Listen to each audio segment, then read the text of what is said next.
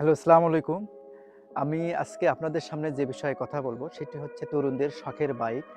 আজকাল প্রায় প্রত্যেকটা পরিবারের তরুণ ছেলেরা পিতামাতার কাছে বায়না ধরছে যে, যেকোনো উপায় হোক তাদের শখের বাইক ক্রয় করে দিতে হবে। এতে করে দেখা যাচ্ছে যে সেই পরিবারের পিতামাতা বাইক ক্রয় করে দেওয়ার সক্ষমতা আছে কিনা সেটা দেখারও কোনো বালাই নাই। যেকোনো উপায়ে তাদেরকে শখের বাইক ক্রয় করে দিতে হবে।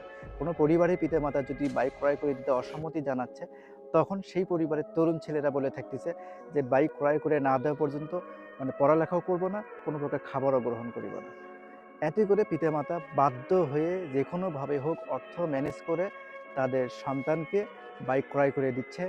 আর বাইক হাতে পাওয়ার পরে দেখা যাচ্ছে যে এই তরুণ ছেলেগুলো রাস্তার পজিশন যেমনই হোক না কেন ট্রাফিক সিগন্যাল, তারপরে ট্রাফিক আইন এগুলো মানার বা বোঝার কোনো তোয়াক্কা নেই। তারা বেপরোয়াভাবে বাইক চালাচ্ছে, ফলে দুর্ঘটনা ঘটিচ্ছে, বিনিময়ে অকালে প্রাণ ঝরে যাচ্ছে। তো সেক্ষেত্রে আমি তরুণদের বলবো, সবচেয়ে মূল্যবান হলো জীবন।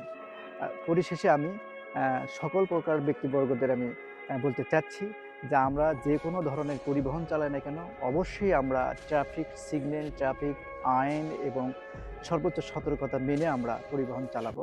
তাহলে যেকোনো ধরনের দুর্ঘটনা অনেকাংশে কমে যাবে বলে আমি মনে করি। ধন্যবাদ।